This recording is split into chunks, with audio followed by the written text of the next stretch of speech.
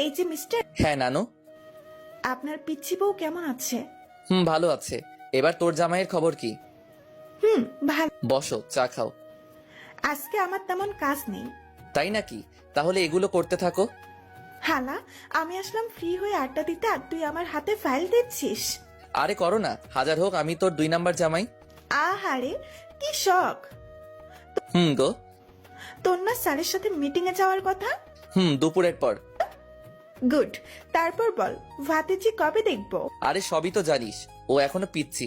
শালা, লাথে দিমু। কলেজে পড়ে আর এখনো পিচ্ছি, তাই না? তবু যদি ক্ষতি হয়? আজকে রাতে বাসুরটা সেরে নে। আমি তো নতুন, তাই তোর বাসর ঘরের ভিডিওটা দিস, শিখতে পারবো। হালা লুচ্চা, কাজ কর। তুই আবার লজ্জা পাস? জানতাম না। ভাই, মাপ চাই, কাজ কর। এরপর কাজ করতে লাগলাম, আর কাজ করতে করতে লাঞ্চের টাইম হয়ে গেল। আমি খাবার খেয়ে একটু রেস্ট নিয়ে গাড়ি বের করলাম। একটু পর স্যার আসলো, তারপর আমি যেতে লাগলাম। রাস্তাটা একটা পার্কের পাশ দিয়ে। আমি নিজের মতো করে ড্রাইভ করছি। হঠাৎ একপাশে চোখ পড়লো, দেখি ঐশী একটা ছেলের সাথে পার্কের বেঞ্চে বসে আছে। আমি এটা দেখে গাড়ি ব্রেক করলাম, আর গাড়ি ব্রেক করতেই স্যার বলে উঠলো, শাহরিয়ার, কোনো সমস্যা? না স্যার। যাও তাহলে, দেরি হয়ে যাচ্ছে। আমি এটা দেখে নিশ্চুপ হয়ে গেলাম। এতক্ষণ হাসি খুশি ছেলেটা এখন চুপচাপ হয়ে গেল। নিজের প্রিয় মানুষকে অন্যের পাশে দেখবো সেটা কখনোই ভাবতে পারিনি। ওইদিকে ঐশী।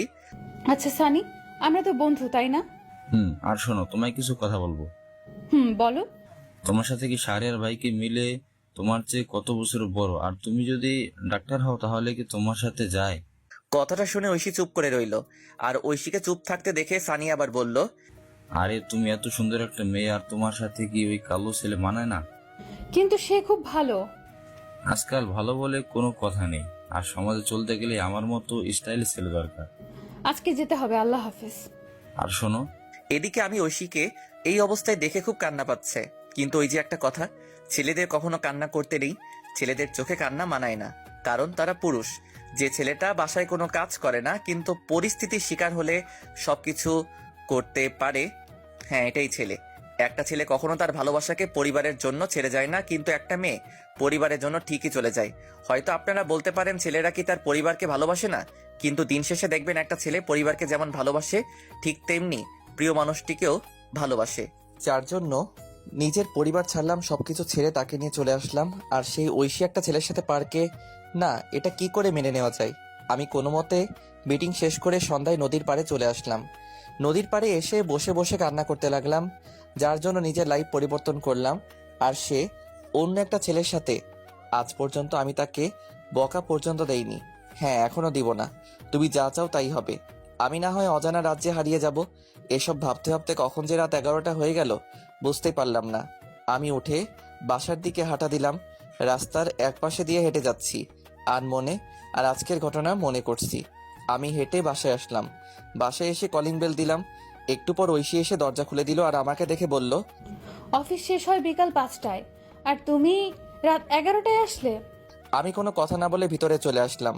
তারপর ফ্রেশ হয়ে নিলাম। ফ্রেশ হয়ে বিছানায় শুয়ে পড়লাম। আর তখন ঐশী আমার কাছে এসে বলল, আমি তোমাকে কিছু জিজ্ঞেস করছি, আর চলো খাবার খাবা। আমি বাইরে থেকে খেয়ে আসছি। কেন, তুমি জানো না আমি তোমায় ছাড়া খাই না? আমার শরীর খারাপ লাগছে, ঘুমাবো। আজকে তুমি এমন করছো কেন, কি হয়েছে? খুব ঘুম পাচ্ছে। আমি কম্বল জড়িয়ে ঘুমিয়ে পড়লাম। ঐশীও না খেয়ে শুয়ে পড়ল। সকালবেলা ঘুম ভাঙলো আজানের সময়। আমি উঠে পড়লাম, দেখি ঐশী এখনো ঘুমিয়ে আছে। আমি চুপচাপ ফ্রেশ হয়ে রেডি হয়ে বাইরে চলে আসলাম। বাহিরে এসে মসজিদে গিয়ে ফজরের নামাজ আদায় করে পার্কের রাস্তায় হাঁটতে লাগলাম। একা একা, এখন ভোর, তাই তেমন লোকজন নেই। আমি পার্কের রাস্তায় হেঁটে চলছি, ভালোই লাগছে পরিবেশটা, নিবিড় আর ঠান্ডা বাতাস বইছে। তখনই আমার ফোনে কল আসলো। আমি ফোনটা বের করে দেখি ঐশী কল দিয়েছে। আমি ফোনটা রিসিভ করলাম, আর তখনই ওপাশ থেকে বলতে লাগলো, আমাকে না বলে চলে গেলে কেন? আর খাবার খেয়ে গেলে না কেন? তুমি ঘুমিয়েছিলে তাই ডাকিনি, আর আমার অফিসে কাজ আছে। আমি কি করলাম বলবে একটু? আরে তুমি আবার কি করবা? আর খাবার খেয়ে কলেজে যাও। বাই, আমি বিজি আছি। আমি কল কেটে দিলাম। তারপর ফোনটা সাইলেন্ট করে পকেটে রাখলাম। খুব খিদে পেয়েছে, তাই পার্ক থেকে একটা রেস্তোরাঁয় আসলাম। এসে সকালে নাস্তা করে অফিসে চলে আসলাম। অফিসে এসে আমি ডেস্কে বসে কাজ করছি, কিন্তু কাজে মন বসছে না। কি করব? তখনই রাফা আসলো আর বলল, এই যে স্যার, মন খারাপ কেন?